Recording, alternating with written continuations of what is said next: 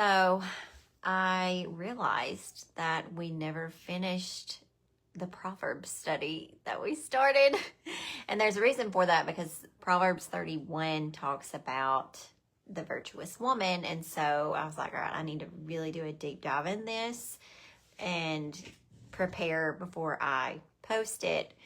And then things got crazy and I just completely forgot about it. So we're going to do Proverbs 31. We're going to do a run through on that chapter. I'm going to start in verse 10 because the first 9 verses, they're good, don't get me wrong, but we really need to get into what this chapter, not what this chapter means, because all the verses are important, but we're just going to start with chapter 10. And I'm going to be reading from the Amplified Version. And it says, an excellent woman, one who is spiritual, capable, intelligent, and virtuous. Who is he who can find her? Her value is more precious than jewels, and her worth is far above rubies or pearls. I want you to really, when I'm reading through this, I want you to take a step back and examine yourself and take some of this as this is how a woman of God should be. It's something that we should all work towards. Verse 11, the heart of her husband trusts in her with secure confidence. He ain't worried about her running around. He ain't worried about her going and acting crazy and wilding out. He trusts in her, and he will have no lack of gain. She comforts, encourages, and does him only good and not evil all the days of her life. She comforts him and she encourages him. She does not speak lowly, or not lowly. She does not speak negatively of him. She does not tear him down. She is his biggest cheerleader. And, you know, I have to catch myself too, just talking with like my friend, I'm not going to name names because anyways, but you know, you are, when we get around each other, you know, and we're married and we're like, oh my goodness, you know, I'll say, you know, Josh did this and it gets on my nerves. And I catch myself and I'm like, no, like, don't say that about your husband, even though I don't mean nothing by it. But we can do that sometimes as wives, just venting to one another, but we shouldn't be doing that. We should be building our man up, building our man of God up. And, you know, the things that do get on our nerves, we need to pray about and not talk about it. Easier said than done. I know, I'm talking to myself also. And does him only good and not evil all the days of her life. A husband with a Proverbs 31 woman should feel secure at all times. Not because of her, obviously only because of the Lord, but in his marriage, he should feel secure. He should feel supported. He should feel comforted. That should be his safe place. You should be his safe place as his wife.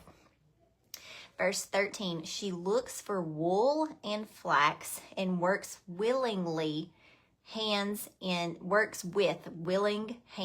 in delight. And so I looked up what wool and flax meant because I was like, I don't know what that means. And so wool, you have to think back into the culture and what was going on during that time. Wool is what was used to make clothes. It was made to use clothes, and flax was something that kind of kept it together. Somebody probably knows that better than I do, but wool and flax represents making clothes, making things for her family, clothing her family, and we'll get into that in a minute. Verse 14, she is like the merchant ships, abounding with treasure. She brings her households food from far away. This woman makes it happen for her family. No matter how far she's got to go, no matter what she's got to go get, she makes it happen. She makes it happen. She rises also while it is still night. So I am not, listen, I'm reading this. I'm like, Lord, I don't know about this Proverbs 31. But it does say she rises also while it's still night. So she's not lazy. She gets up and she gets going. And oh Lord, I'm feeling convicted right now. She gets up and she gets going. She is productive. So let's keep going. And she gives food to her household and assigns tasks to her maids. When I read that right there, the Holy Spirit just dropped something in me. Women of God, assign tasks to people. Delegate things out. And I'm speaking to myself here also. It is not your job to carry every role in your household. You need to assign things out. If you've got daughters, if you've got sons, your husband, say, hey, I need you to do this. I need you to do this. That is a sign of a good leader. A good leader, somebody who is maintaining the home, and even maintaining a business, a group of people. A good leader knows how to delegate, how to raise people up, and how to delegate things out. I know a lot of times, and I know speaking for myself here, I can be like, well, if I want it done right, I'm just going to do it myself. I'm just going to do it myself. I know it's done. I know it's done right. But then you're going to get overwhelmed, and then you're going to blow up on somebody because you got all this on you, but you won't ask for help. The Lord is speaking to me if nobody else. So she assigns tasks to her maids. She considers a field before she buys it or accepts it. She ain't going around spending money like willy-nilly. She looks at things. A lot of times, the woman is the one who keeps the finances in line. She keeps the bank account, makes sure all the bills are paid. She makes wise financial decisions. I said in our Sunday class one time, I said, some of us need to get delivered from the Amazon spirit. And it's a joke. There's no such thing as Amazon spirit. I'm being funny. But I know a lot of times, and we make little, videos and, joke about, we need to hide all the packages before our husbands get home. No, we need to be wise about our spending, wise about our finances, especially if we are a one-income home and our husband is out there bringing in the income. If you've got to be wise and be supportive of your husband, be a team in the house. Listen, I'm gonna have to just turn this off because I'm like, Lord, this was for me, and I'm on here on a live, and I'm going, ooh.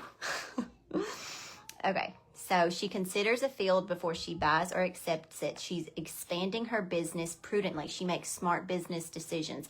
And I'm not going to get into that. With her profits, she plants fruitful vines in her vineyard. Where her money goes, it produces. It's an investment. It's not just willy-nilly spending. Obviously, these women do not go to Target. All right. I keep losing my spot.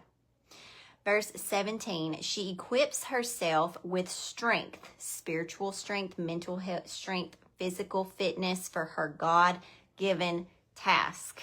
And this may ruffle some feathers, but as women, we need to take care of ourselves. I'm not telling you to go out here and be, have a six-pack and biceps and all this other stuff, but we are to be healthy. We are to keep ourselves healthy and be mindful of, we want to keep our husbands happy. And I know it's not all about that, but we need to, and it's not even just for our husbands, it's for ourselves. As a wife, as a mother, hello in here. If you've got little kids, you know what I'm talking about. You've got to keep yourself healthy so you can keep up with all the tasks that you have to do. Because if you're tired and wore out all the time, how are you going to be able to properly take care of your family, take care of the businesses around you? All right, so let's keep going. And okay, so she equips herself with strength and makes her arms strong. Verse 18, she sees that her gain is good. Her lamp does not go out, but it burns continually through the night. She is prepared for whatever lies ahead. Y'all remember the story in the Bible where it talks about the foolish virgins, foolish virgins. And it talks about how some of them, they didn't have oil for their lamps. They had to go get some. And that's when the bridegroom came. And then they came back and they were wanting other people's oil. And they were like, I ain't giving you my oil. You should have had your own. That's what I think about when I read that. Her lamp does not go out. She is ready for whatever, whenever. She is ready in and out of season. She is prepared. She is prepared for her family. And she's ready. Verse 19, she stretches out her hands to the distaff, and her hands hold the spindle as she spins wool into thread for clothing. She opens and extends her hand to the poor. I feel like most women are like that. Most women, if they see a need, that's just that nurturing thing that God put inside of us. We want to care for people. We're fixers. We want to fix things. Verse 21, she does not fear the snow for her household, for all in her household are clothed in expensive scarlet wool. You know, earlier we talked about how she looks for wool and flax. She looks for things to be prepared. She goes out and she scopes things out. She makes wise financial decisions. So when it says snow, it's talking about, a lot of times that would be talking about hard times when, you know, the money's not adding up or food's not adding up or whatever it may be. A smart, wise woman of God led by the Holy Spirit is going to have things prepared and ready to go. And it doesn't matter what season it is. Her babies are going to be clothed. Her man is going to be clothed and fed, and all is well. So let's keep going. Verse 22, she makes for herself coverlets, cushions, and rugs of tapestry. Her clothing is linen, pure and fine, and purple wool. Verse 23, her husband is known in the city's gates when he sits among the elders of the land. She makes fine linen garments and sells them and supplies sashes to the merchants. This is a wise woman. She knows how to make good financial decisions. She can support her family. Not all the times is it, you know, a woman supporting her family financially. She can support her family in other ways. But this woman, when she does step into working business, she's very wise. She doesn't just jump on anything. She takes everything to the Lord and runs it by him first. Let's see. Verse 25, strength and dignity are her clothing, and her position is strong and secure. Woman of God, you need to be strong and secure, not in who you are in him. You are a daughter of the Most High God. And when you know that, you walk around different. When you know you got the kingdom of God behind you, anywhere you go, you make decisions different. You're confident in your decisions. When you walk into a room, you just hold yourself different. It's a confidence, not prideful, but it's a confidence of, you know who you are and you know that you're being taken care of. She smiles at the future, knowing that she and her family are prepared. She opens her mouth in skillful and godly wisdom, and the teaching of kindness is on her tongue, giving counsel and instruction. I can think of a couple women in my life right now that fit that bill, that every time I go to them, it's just, if I'm asking questions, they just ooze with wisdom. They just, knowledge and revelation. I could talk to them all day long. Those are my children. Verse 27, she looks well to how things go in her household. She knows what's going on under her own roof.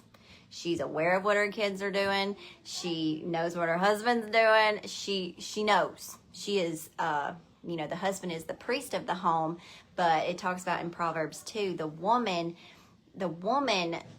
sets the tone, sets the atmosphere for her home. Is it welcoming? Is your home welcoming? Is it loving? Is it nurturing? All right, let's keep going.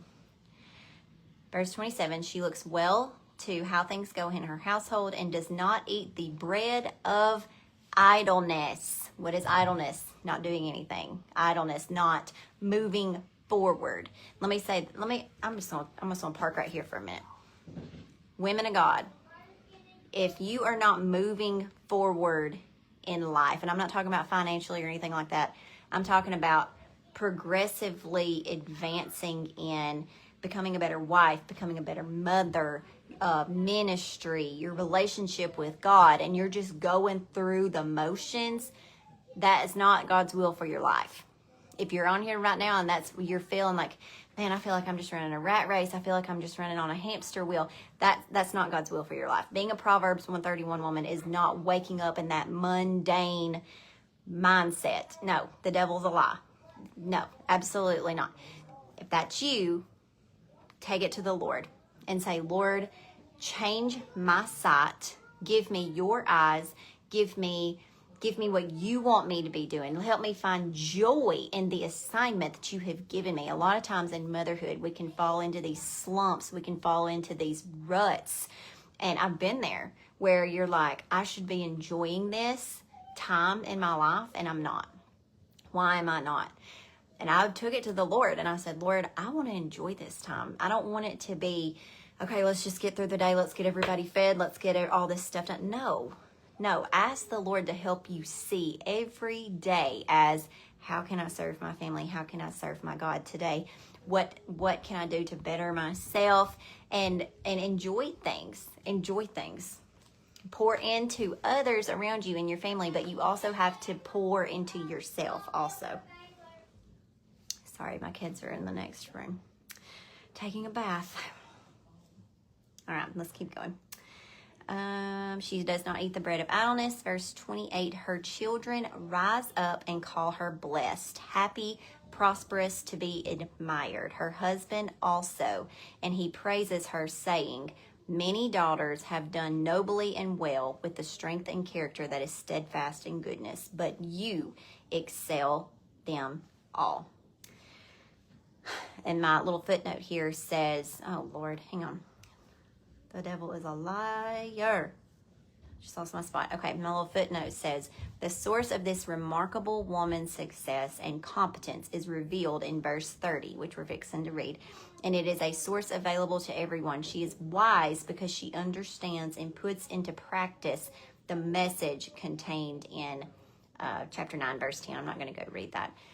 But verse 30 says, charm and grace are deceptive, and superficial beauty is vain, but a woman who fears the Lord, which means reverently worshiping, obeying, serving, and trusting him with all filled respect, she shall be praised. So when it's saying that her source is available to everybody, what is her source? The Lord, the fear of the Lord.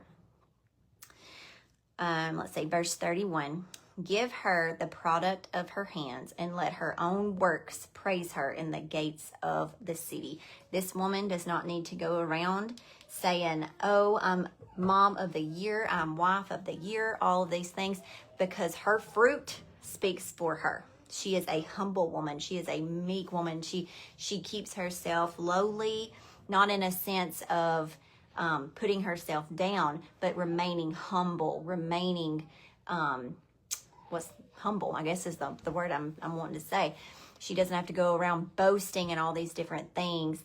Her fruit speaks for itself. And I also wanted to read this before I hopped off here.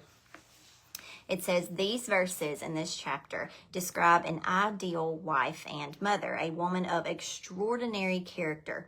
Her whole life is centered around honor and reverence for God. I could do a whole lesson on honor because I don't feel like we fully understand that. But her life revolves around honor and reverence for God, compassion for those in need, and faithfulness and love towards her family. This passage does not patronize women, and it certainly does not describe an individual with no determination or abilities. Instead, it considers a woman's capabilities and responsibilities with extremely high respect and honor. This wife and mother works hard and accomplishes much and lives in balance with her independence and commitment to her family. As a result, her family gives her proper recognition and respect. All the ideals and described here will probably not be fulfilled in any one woman, but each wife and or mother can seek to serve God, her family, and others with the abilities and material resources that God has given her. Now, I know there's some ladies on here that are saying, Cassidy, that sounds all well and good, but my husband doesn't go to church. My kids, they don't honor me. They don't respect me.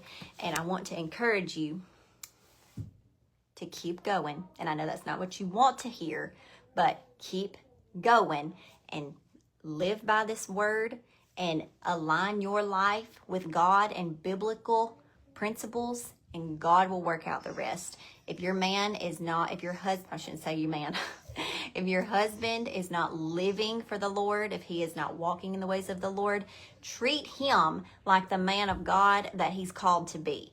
Honor him, even if he is not walking in the ways of the Lord. Now, if he's beating you, if he's, that's a whole different story. I'm not talking about that, but I'm saying if you will begin to honor him as the head of the house and see things that are not as if though they are, and speak those things over him and begin to treat him in that way, that's prophetic. That's prophetic. And you're saying, this is coming to pass, and I am already honoring you as the man of God of this house. Watch and see what happens. Watch and see what happens. And I do want to say, I'm praying for you, because I know that's a hard position. I can't say that. I'm not going to sit here and say I know what I know, understand, and I don't want to sound like I'm belittling that situation, but I do want to encourage you to align yourself as a Proverbs 31 woman and begin to honor your husband and watch God. Just sit back and watch, hide and watch, and see what happens. But that is all. I'm going to get off here. Speaking of taking care of families, I have to take care of mine. But I love y'all, and I hope you got something out of this. But yeah, I will talk to you soon.